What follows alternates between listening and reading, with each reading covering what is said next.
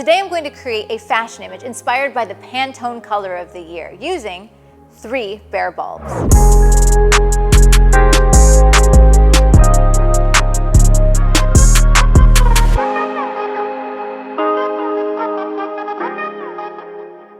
Hey everybody, Lindsay Adler here, and every year I look forward to hearing what the Pantone color of the year is going to be.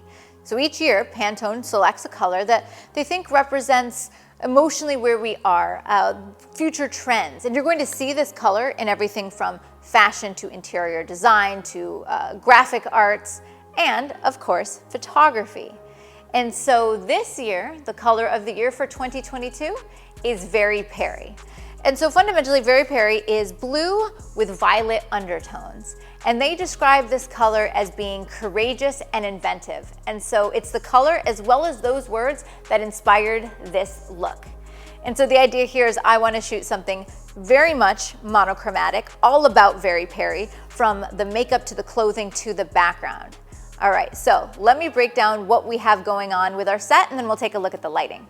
Now, first of all, for the Pantone color of the year, I have selected a Savage Universal Orchid background because it's very close in the color to what the color of the year is going to be. It's this beautiful bluish purple. So I have that as our background, and I am using a single bare bulb with no modifier in order to evenly illuminate that background.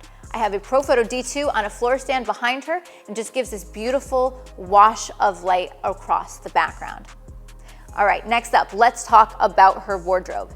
We did a little research when we were looking for Pantone color of the year clothing, but since it's still early in the year, there weren't that many options. So guess what? We made this dress. All this is a piece of that kind of bluish purple fabric wrapped around and fashioned in a way that looks like rich fabric. It looks like an expensive dress, and I think it looks beautiful. And then of course, there's the makeup. And so I figured there's a few things I could do to make this monochromatic. I could gel a main light, or maybe I hold a gel in front of my camera, but we decided makeup was the way to go, and I love it because it's monochromatic, but it's layers of that color to create sculpting on her face. So amazing job to my makeup artist. And then looking at this with that beautiful styling, it kind of looks like a timeless, maybe even 1950s dress that we've created, and that beautiful makeup. Well, how about we reinforce that with the wig? And so the hairstylist made this beautiful vintage shape, and looking at it, I actually think that this was a great choice going for something without the purple because it gives her the ability to contrast with the background. It pops her out. But to keep it monochromatic, the way to go is something with no color. So even though this wig is a little bit yellow, I know already I'm going to desaturate that in post-processing.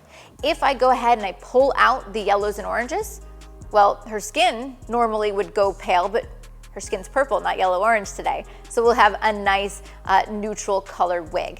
All right, so I told you about the background light, but let's talk about the other lights in the scene. The main light on her face from above here is another Profoto D2, and I have it bare bulb, no modifier.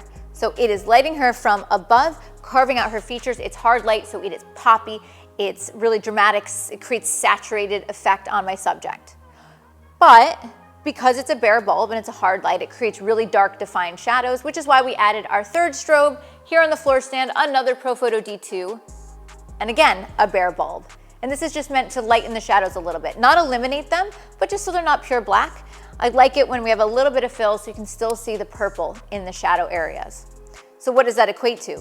That equates to 3 bare bulbs, no modifiers, but we're going to place the lights and control the lights for a really eye-catching result. So I'm going to build these in real quick for you so you can see what each light is doing, and then it's about bringing it all together with the pose, the expression, the drama this model is going to give me. So let's just see real quick with just the background light. Let's do that.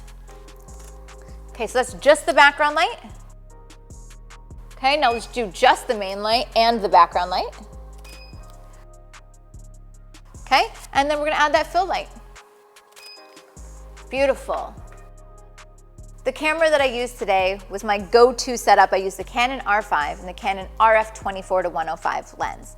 The reason I selected this is I wanted to be able to get tight shots of my subject, but also maybe shoot some wider frames, something with a little negative space that's just kind of screaming for some copy, so it would really appeal to the editors out there. The light looks beautiful, the styling looks beautiful, and then remember, in post-processing, I can pull out the color in the hair. And so if I go ahead and I go over to the color editor and I take the yellows and the oranges and I desaturate them, I pull out that color, watch how the wig becomes really pale. I lose that color, which is perfect because then I'm reinforcing the monochromatic color scheme. So I have all of these elements together, and remember, if I'm looking and I'm editing and this isn't exactly very Peri, right? Maybe it's a little bit too magenta or it's a little bit too purple and I want it to shift more blue, no problem. I can take my raw file and I can go into the purple tones and I can shift it just a little bit so it's more accurate. But of course, this is art, so it does not have to be exact. So I love what it's looking like, so let's go get the shot. Okay, so I'm gonna have you bring your hands up real soft. You can even have one to your chest there. Beautiful, and turn your chin a bit. Gorgeous.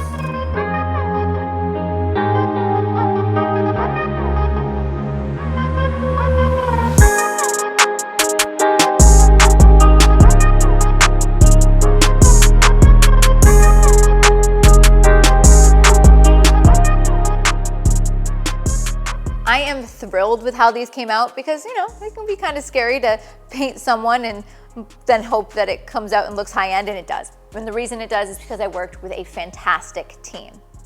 Now, every single year, I photograph the Pantone color of the year. You can go back and see how I have created images inspired by Pantone every single season. The reason I do this is because art directors and editors of magazines are looking up for trends with the Pantone color, and I want my images to show up, maybe on Pinterest, maybe they'll find it on Instagram. This is a great way for my images to be very shareable, very relevant, and represent the trends. So you may want to try that out as well. So if you want to see the other gear used and the background link that was used in the making of this image, be sure to check out the links in the description below and visit adorama.com. By the way, if you want to see a lot more great content like this, be sure to like, subscribe, and give me some love in the comments. I'll see you guys next time.